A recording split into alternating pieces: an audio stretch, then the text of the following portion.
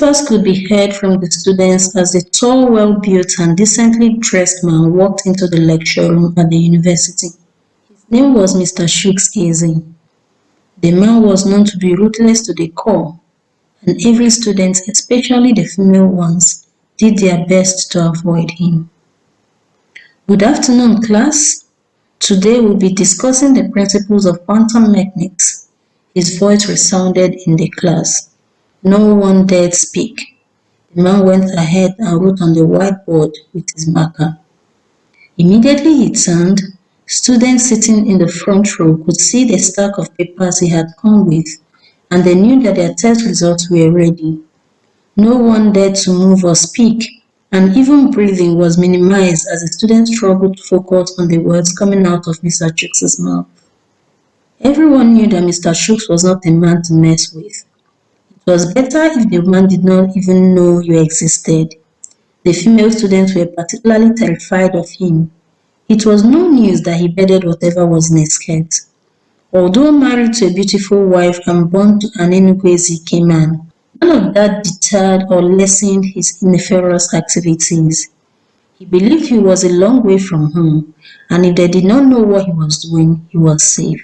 Different students had at various times reported him to the school disciplinary committee, but for some reason, no action was taken against him. Things got to the point that any of his female students who got an F in his course knew that she was his next prey and would either give in to his demands or prepare to fail the course, not just once, but again and again. Whether the female student were married or not was not on the list of things he cared about. Some of the victims mustered enough courage to approach his wife and lay a complaint against him, but each time she confronted him, he would simply deny the allegations, claiming them to be false. Sometimes she had her doubts. At other times, she would merely believe whatever he said. Part of her faith in her husband was because she knew where he hailed from. The gods of the land forbid such things she had heard the students say her husband did. Bam! The sound of Mr. Shooks slamming his hand onto a table resounded in the room. It brought back the concentration of everyone who had lost theirs in the lecture room. "Pay attention!" he bellowed, and went back to teaching. But how could the students pay attention? They knew that either one or two of the female students were doomed, and the suspense of not knowing who his next prey would be did not help them focus at all. After the torture that the students had to endure, the lecture finally came to an end. The students shivered with fear as they saw the crooked smile creep up on Mr. Chooks' face. He slowly took out the papers, loving the look of dread that became visible on the faces of the students, and started calling out their names. When he saw the F that he had marked with a red pen, his smile grew even wider, and he shouted out the name, "Susan Sunday."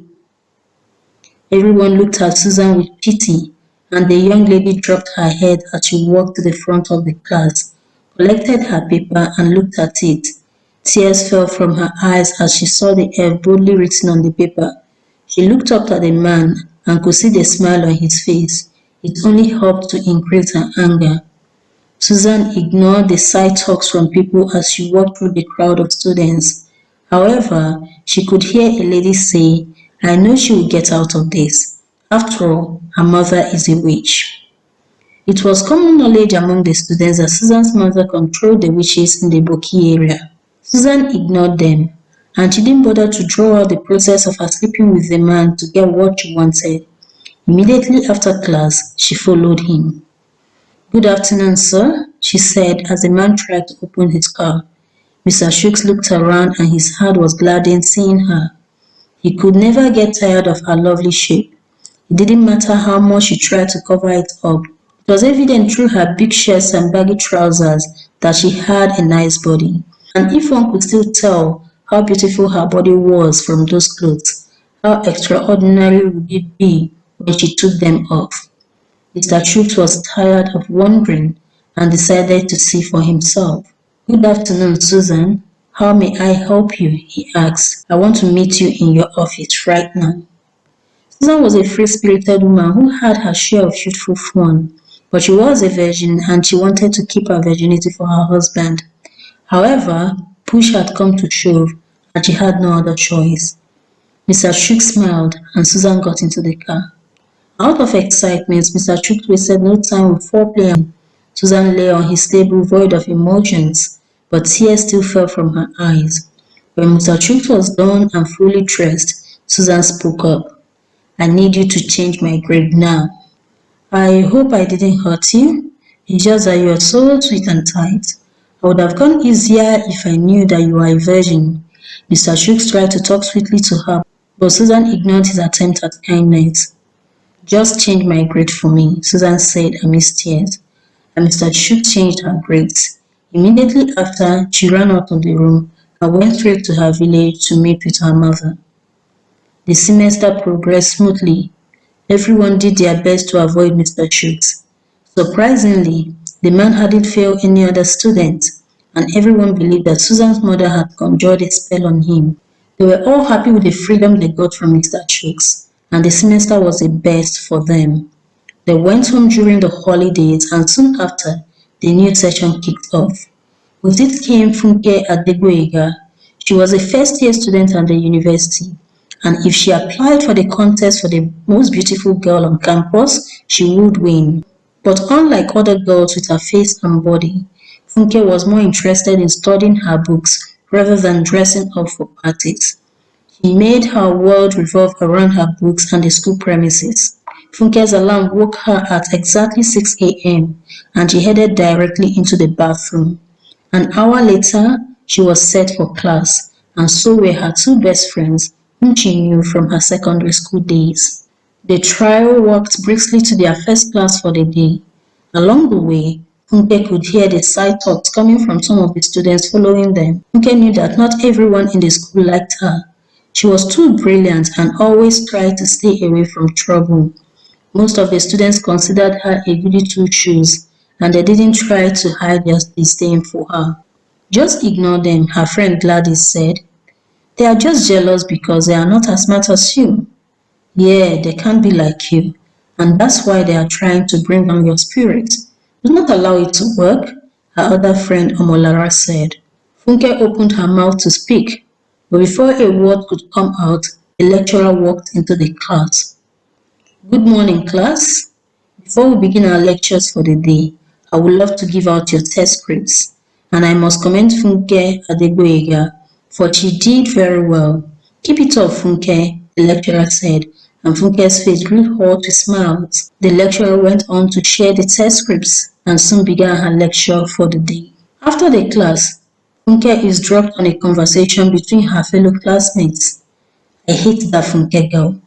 She's always passing all the tests and quizzes excellently, one of them said. I wish Mr. Schultz was still ruthless. I know for certain that man would teach her a lesson she'll never forget. Funke dashed away from their gathering before they realized that she was there. She ran and met up with her friends and immediately engaged them in a question and answer section. Where have you been? We thought you went to the next class already, Omolara asked. No, I was still in the classroom. Girls? Who is Mr. Shooks? Funke asked. He is the lecturer taking Chem 111. Can't you remember? Gladys answered. Oh, I never knew his name, Funke said. And why do you care about his name now? Omolara added. Funke looked at her two friends and decided it was best if they didn't know the reason for her questions. Nothing, she said as she walked with her friends to the next lecture. Mr. Shooks walked in with all his glory and continued his lecture smoothly. He had stopped all his philandering ways, and the students couldn't be happier. After the class, he gave them a test, and immediately after they were done, he drove off with their scripts. At night in his home, Mr. Sheikh started going through his Year 1 class register to ensure all the students' scores had been entered and there was no gap. When suddenly he came across a particular score that seemed way too high for what he usually gave. Immediately he tried to match the registration number with the name of the student, thinking that it would be a boy, but it turned out to be a girl. He shivered round down his spine and he had a striking headache. What? A girl can score this high on my test? No, this can't be possible. I'm sure she cheated. He contemplated to himself and finally he decided to cancel the just written test and organize another. His goal was Funke. His stereotype that girls are dumb could not be shaken, and his demons that wished to keep them dumb were aroused. The next morning, the class received the news of the cancelled test with mixed feelings. Those who didn't perform well saw it as a legal opportunity to redeem themselves, while those who had performed well felt it was unnecessary. Those who cheated could be seen sweating as they thought they had scaled through that particular hurdle successfully. Funke had no problems rewriting the test, as she felt confident in her ability. She eagerly began preparations for the next test, which would be held in 2 days. The day of the test dawned early, and students could be seen milling around the test hall. While some were prepared, others were still revising, and some unserious ones were just there to answer the attendance, as they had every intention of copying from their friends. The students were assigned seats and the test began.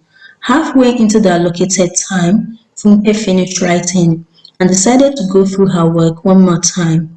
Confident that she had written what she needed to and not suspecting any foul play, she submitted her work to Mr. Shooks, who recognized the name and pocketed her test script, curving his upper lip in a wicked smile.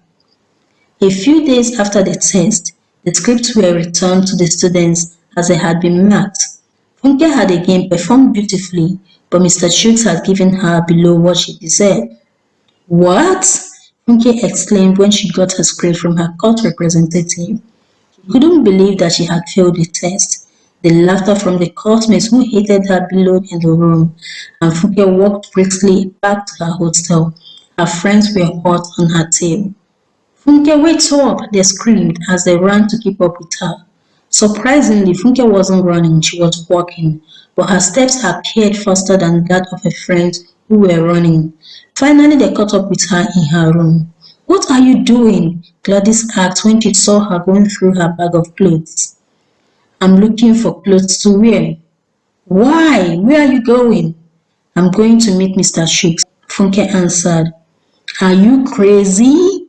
Omolara screamed, and this made Funke halt. What? Funke asked. Look, Mr. Chooks has a history of sleeping with anything that is in a skirt. It's not safe for you to go to meet him, Omolara tried to explain. As you said, it's a history. He doesn't do it anymore, and I will not allow this to be my grade. I am going back there. Nothing could stop Funke, as she was determined to get the grade she deserved, one way or the other. Putting on a body down that promoted her body features, she left the hostel. Funke walked into Mr. Chooks' office boldly, and Mr. Chooks smiled. If he didn't want to do anything with her before, the sight of her body in the black dress that she wore enticed him. How can I help you? He tried to keep a straight face. Sir, my name is Funke Adegboyega, and I think you made a mistake with my results. Funke went straight to the point, leaving no room for pleasantries. After all, she was on a mission.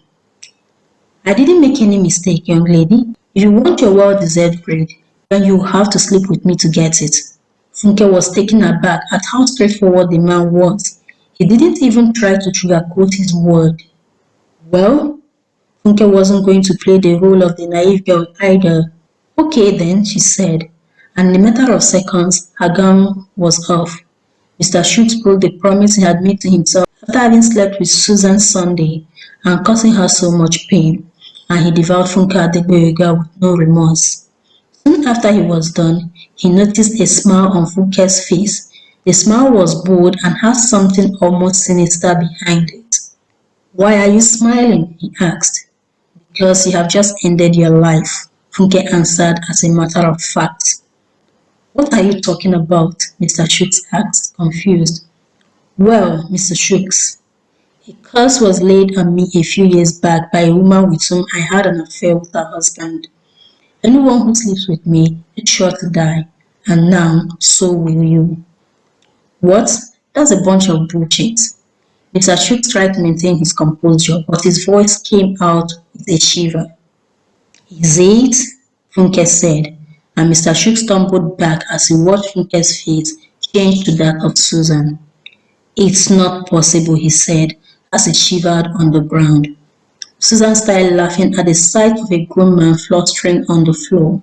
You think you are slick, don't you? Mr. Shooks no longer heard Funke's voice but that of Susan. I had to get back at you for your evil deeds. And when I realized that you had repented, I got so pissed. But when I remembered an adage, a leopard never changes its spots, I knew that you were still a pervert. I just had to come up with a perfect woman that you wouldn't be able to resist. And Funke was the lady. Don't worry, she is real, but she's also one of our sisters. We use her to punish men like you. Susan bent down and Mr. Shooks moved away from her cowardly. I promise you, Mr. Shooks, you will suffer in the worst ways for what you did to me, and you will die in the most disgraceful manner. Maybe in your next life, you will learn to be faithful to your wife. She stood up, and when she turned back, Mr. Shooks could see Funke's face again. Don't bother looking for me, because you won't find me. Have a nice life, Mr. Shooks, she said, and walked out of his office, leaving him shivering on the floor. 3 days after the incident, Mr. Shooks fell ill mysteriously and was admitted to a hospital. The doctors ran several tests and scans but found nothing. Various medications were administered, but instead of getting better, his condition worsened. He was transferred from one hospital to another, but there was no significant improvement. After he grew tired, he decided to confess his sins to his wife. I'm so sorry, darling. I slept with almost all the ladies at the university. Please forgive me, he said softly, and immediately his wife's kinsmen barged in. The alarm had been heard in the land of Enugu and the elders had gone to save their daughter. So this is what you've been doing, they bellowed, and carried him back to the village. Before they arrived, his body had decomposed, though he was still alive. And as their tradition dictates that a married man who cheats on his wife should be burnt alive, Mr. Shooks was thrown into a burning fire on a pile of wood. His skin boiled as the fire penetrated through his body. His screams and shouts were deafening to all who came to look, including the students he had slept with and everyone who came from the university and his village.